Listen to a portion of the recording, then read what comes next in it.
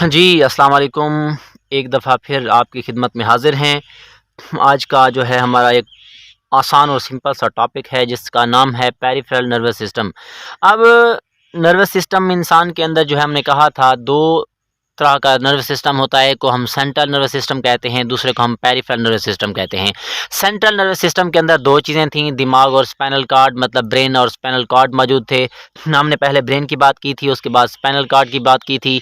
आज हम एक और सिस्टम को जो है स्टडी करेंगे जिसका नाम है पीएनएस या पेरिफेरल नर्वस सिस्टम।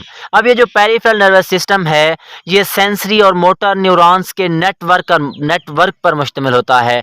और नेटवर्क मतलब के जाल को कहते हैं। मतलब ये जो पीएनएस है, इसके अंदर मोटर न्यूरॉन्स और सेंसरी न्यूरॉन के नेटवर्क मतलब के जाल मौजूद होते हैं। अब ये जो न्यूरॉन्स हैं वो आपस में कंबाइन होकर गैंग्लिया भी बनाते हैं और नर्व्स भी बनाते हैं। अब अगर बात करें गैंग्लिया की, अब ये जो गैंग्लिया हैं, कंसंट्रेशन है सेल बॉडीज़, न्यूरॉन्स की जो सेल बॉडीज़ हैं उनके गुच्छे जो है उनको हम नाम दे देते हैं, they are called as ganglion या गैंग्लिया। इसके अलावा अगर नर्व्स की बात करें, ये बंडल्स ऑफ एक्सॉन मतलब के डेंड्राइट्स या एक्सॉन के बंडल होंगे जिनके ऊपर कनेक्टिव टिश्यू जो है वो बाउंड किए जाते हैं, मतलब कि कनेक्टिव टिश्यू की तह चढ़ाई जाती है, उसको हम नाम दे देते हैं किस चीज़ का, नर्व्स का। अब ये जो हमारे पास नर्व्स हैं 2 तरह की होती हैं, क्रेनियल नर्व्स और स्पाइनल नर्व्स। क्रेनियल जो है ये कहाँ से निकलती हैं, ब्रेन से, मतलब कि ऐसी नर्व्स जो ब्रेन के अंदर जाती हैं या ब्रेन से निकलती हैं उनको हम क्रेनियल नर्व्स का नाम देते हैं। और वो नर्व्स जो स्पाइनल कॉर्ड के अंदर जाती हैं या स्पाइनल कॉर्ड से निकलती हैं उनको हम नाम दे देते हैं किस चीज़ का, स्पाइनल नर्व्स का। आप एक मारूजी जहन में रखेंगे, क्रेनियल नर्व्स के तकरीबन 12 पेयर्स होते हैं और स्पाइनल नर्व्स के जो है वो 31 पेयर्स होते हैं। आपने ये मारूजियाँ लाजमी तौर पर जहन में रखनी हैं। इसके अलावा अगर देखा जाए, ये जो पीएनएस है इसकी टाइप्स होती हैं सोमैटिक नर्वस सिस्टम और ऑटोनोमिक नर्वस सिस्टम।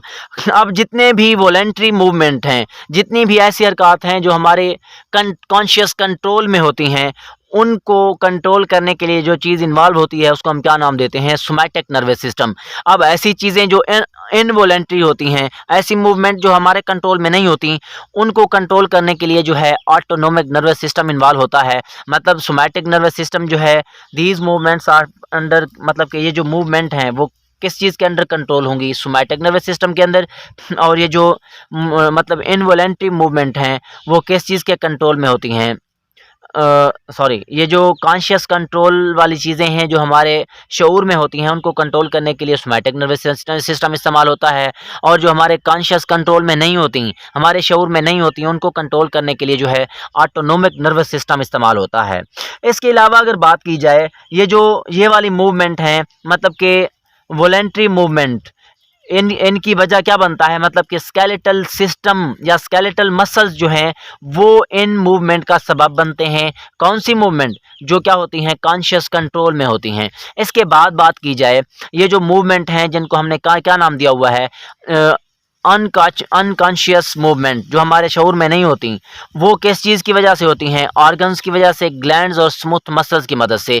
इसके बाद ऑटोनोमिक नर्वस सिस्टम जो है उसको मज़ीद 2 पार्ट्स के अंदर डिवाइड किया गया है, somatic nervous system, sorry, sympathetic nervous system और पैरासिम्पैथेटिक नर्वस सिस्टम। अब सबसे पहले बात करेंगे सिम्पैथेटिक नर्वस सिस्टम। अगर आप लोग इमरजेंसी की सूरत में हो, अगर आप लोग इमरजेंसी कंडीशन में हो, तब जो है जो चीज़ आपको कंट्रोल करती है वो सिम्पैथेटिक नर्वस सिस्टम है। अब आप लोग मतलब कि वापस रिलैक्स की फॉर्म में आ गए हो, मतलब कि इमरजेंसी सूरत ख़त्म हो गई है, तब जो कंडीशन आती है उसको हम रिलैक्स स्टेट कहते हैं। और ये किस चीज़ के कंट्रोल में होते हैं, पैरासिम्पैथेटिक नर्वस सिस्टम के। अब ये जो हमारे पास सिम्पैथेटिक नर्वस सिस्टम है ये किस चीज़ से ताल्लुक़ रखता है, फाइट और फ्लाइट, मतलब कि लड़ जाना या भाग जाना। इसके बाद अगर जो है इमरजेंसी कंडीशन होती है तो तब सिम्पैथेटिक नर्वस सिस्टम क्या करता है, हार्ट बीट को तेज़ कर देता है। उसके बाद जो ब्लड वेसल्स हैं उनके अंदर जो है उनको फैला देता है, ब्लड प्रेशर की रफ्तार को तेज़ कर देता है। इसके अलावा अगर देखा जाए, डाइजेस्टिव ट्रैक्ट जो है वहाँ पे खुराक की डाइजेशन हो रही है उसको भी क्या कर देता है, रोक देता है। ये सारी की सारी अलामात जो थी वो इमरजेंसी सूरत में होती हैं और ये कौन कंट्रोल करता है, सिम्पैथेटिक नर्वस सिस्टम।